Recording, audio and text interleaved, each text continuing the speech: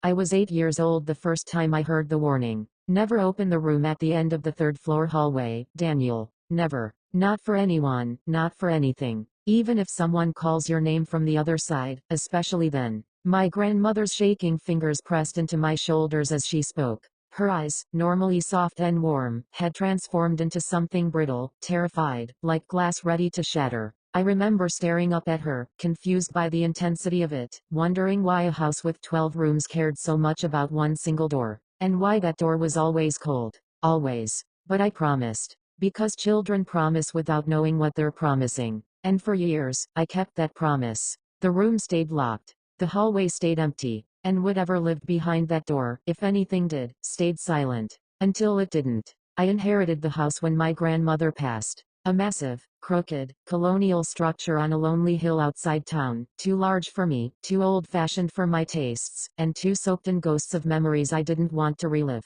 But the lawyer insisted that everything be transferred to me as is, with no renovations or structural changes for at least 10 years. A strange clause, but then again, my grandmother was a strange woman. Moving back and felt wrong. Every creak in the walls felt like a familiar whisper, every drift of cold air felt like a breath on my neck.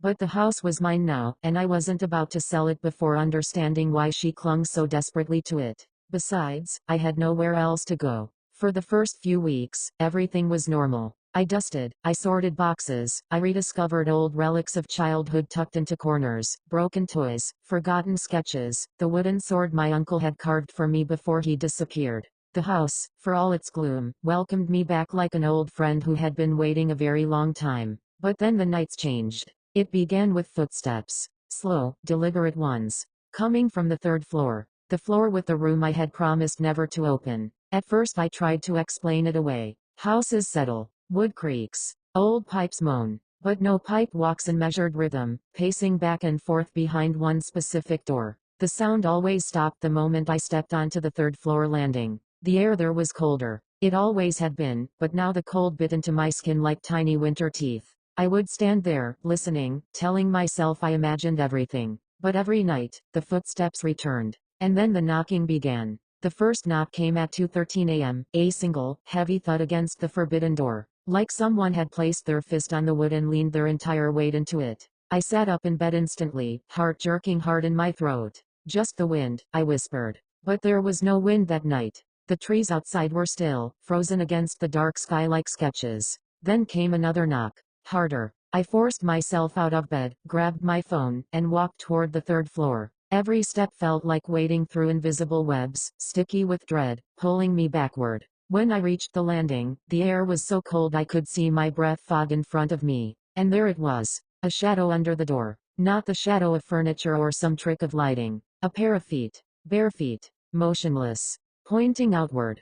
Pointing toward me. I stumbled backward. Who's there? The feet didn't move. My pulse hammered so hard I could barely breathe. The silence stretched, pulling tighter and tighter like a rope around my chest. Then, a voice whispered, soft and unsteady, Daniel, let me out." I froze. Because the voice wasn't unfamiliar. It was my own. Not exactly, but close enough to make the hairs on my arms stand on end. A rougher version of my voice. Tired, strained, hurt. "Daniel, please, it's so dark." I ran. All the way to my room, slammed the door, locked it, and didn't sleep until morning. The next day, I called the only person who might have answers. My mother. She picked up after the fourth ring, sounding distracted. "Yes, honey." "Mom," I said, trying to breathe evenly. "Why did Grandma forbid me from opening that room?" Silence. Sharp, immediate silence. "You didn't open it, did you?" she asked, voice tight. "No. But something is, there's, footsteps, knocking, voices." "Daniel," her tone changed to the one she used when I was a child. Soft, coaxing, terrified beneath the surface. "Listen to me. Do not interact with anything coming from that room. Promise me." I already promised Grandma, but... "No," her voice cracked. "Promise me." I swallowed hard. "I promise. But you need to tell me what's in there." She inhaled shakily. "Not over the phone. I'll come by this weekend." But she never arrived. "An accident," they said. "Car overturned. No survivors." And so I was alone. Alone with a door that shouldn't speak. Alone with footsteps that walked when no one should be walking. Alone with a voice that sounded almost exactly like mine. That night, the knocking came again. But this time, there were 3 knocks. Slow, methodical, patient. And the voice was clearer. Daniel, please, open the door. And then, I'm cold. A childish whisper. A frightened one. 8-year-old me. The age I had been when the warning was given. My knees nearly buckled. I called out, who are you? But the voice only began to cry. Soft, small, heartbreaking sobs. I covered my ears, backed away down the stairs, whispering no, no, no, like a prayer. But the sobbing followed me. Not from behind the door anymore. It came from inside the walls. By the 4th night, I had stopped pretending that what was happening could be explained away. Something in the house was waking up, something that had stayed dormant only because my grandmother had kept it locked down with sheer will and fear. But now she was gone, and it wanted me. The night stretched into a haze of terror. I slept with the lights on. I kept the TV running to drown out the footsteps. I shoved towels under my bedroom door to block the cold air that seeped in from the hallway. But nothing helped. At 3:12 a.m., on the 7th night, everything changed. The door unlocked itself. I heard the click from downstairs. A soft metallic snap that echoed like a gunshot in the sleeping house. And then the door creaked open. Just slightly. Just enough to reveal a sliver of darkness so absolute it looked like an absence of reality. And from that darkness, a hand emerged. Pale, thin, trembling, and unmistakably mine. I dropped the mug I was holding. It shattered across the kitchen tile. The house went silent. Completely silent. As if holding its breath. The hand withdrew back into the room, and a whisper drifted out, soft as a dying candle. Daniel, come see. The door widened slowly. Too slowly to be human. I was going to run. I swear I was going to run. But something in that voice, something broken, something pleading, drew me toward the stairs, step by step, as if my body had stopped belonging to me. I reached the 3rd floor landing. The door was fully open now. Inside was nothing but pitch-black emptiness. A void that swallowed light whole. And then, a figure stepped forward. Me. Or rather, a version of me. Gaunt. Exhausted. Eyes sunken like he hadn't slept in years. Skin bruised as if something had been grabbing him in the dark. He lifted a hand toward me. Finally he whispered. I've been waiting so long. And then he lunged. I slammed the door shut with everything I had. The wood shook violently as something hammered from the other side. Rapid, furious, inhuman pounding that made my bones vibrate. Let me out, Daniel. The voice had shifted.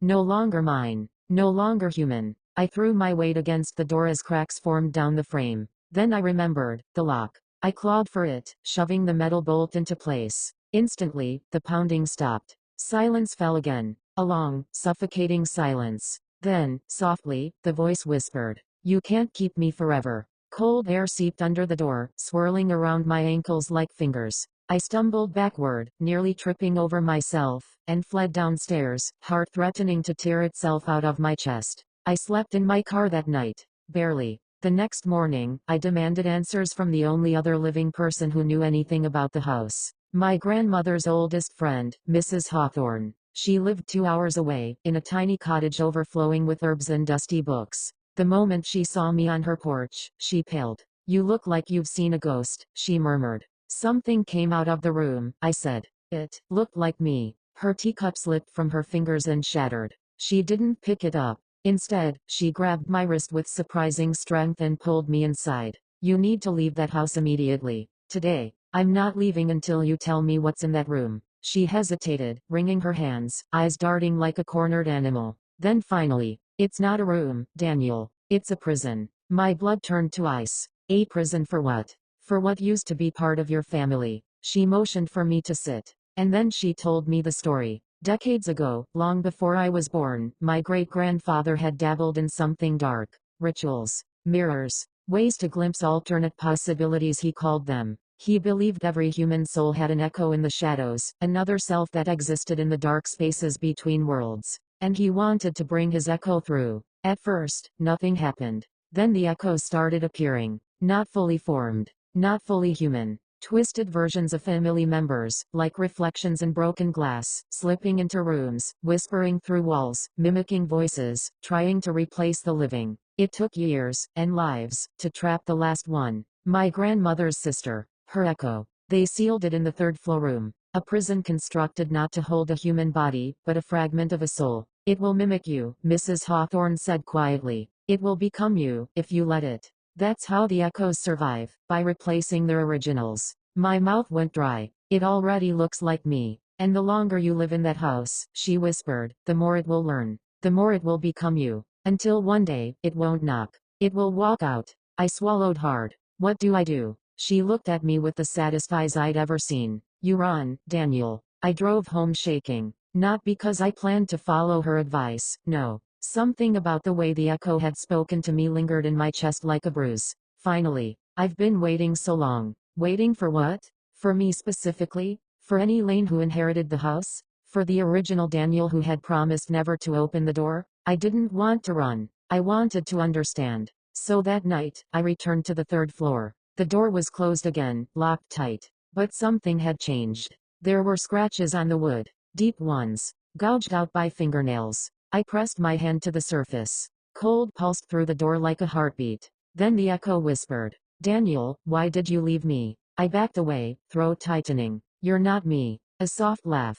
I'm what you could have been. What you might still become. The handle twitched. The metal squealed. The lock began to turn. On its own. I stumbled backward. Stop it. The turning ceased instantly. Then, in a gentle voice that chilled me even more. I can stop. If you let me out. I ran downstairs. But this time, I didn't sleep in the car. I packed. Clothes. Documents. Photos. Anything important. I was leaving. I didn't care that the house was legally mine. I didn't care what secrets my grandmother had kept. My life was worth more than an old haunted building. But as I opened the front door to leave, something stopped me. A whisper behind me. Not from upstairs. Not from the walls. From directly behind me. Daniel. I spun around. And there I was. Standing at the bottom of the stairs. Smiling. Not the gaunt creature from before. Not the bruised, shadowy figure. Perfect. Identical. Except for the eyes. They were hungry. You're leaving, it asked softly. I didn't answer. It stepped closer. You can't leave. Not yet. I grabbed my keys. Stay back. Then it spoke with a voice that froze me where I stood. You promised us, Daniel. Us. Plural. From the shadows behind it, other shapes began to emerge. Shapes that looked almost human. Almost like family portraits come alive. Almost like echoes. I bolted. I don't remember half the escape. Only fragments. The sound of footsteps behind me, too many footsteps. Hands brushing my shoulders as shadows lunged. The front door slamming shut behind me with a force that rattled the frame. And then I was in my car, driving. Driving until the house was invisible behind me and the night swallowed the road. I found a motel 2 towns over and collapsed onto the bed, panting, trembling, shaking uncontrollably. But I wasn't alone. Because on the bedside table was a note, folded neatly, in handwriting identical to mine. I stared at it, dread flooding my veins. Hands numb, I opened it. Inside, one sentence. You can run, Daniel, but you'll never be the only you. I moved 3 states away. New job. New apartment. New life. I had the house demolished after months of legal battles. Bulldozed into dust. I thought that was the end of it. But sometimes, late at night, I hear a knock on my apartment door. 3 slow, patient knocks. And when I check the peephole, no one is there. But the air turns cold. And I hear a whisper behind me. Daniel, open the door. I sleep with all the lights on now. Every night. Because I know it's only a matter of time. Echoes don't need a house. They only need a doorway. And sooner or later, I'll open it.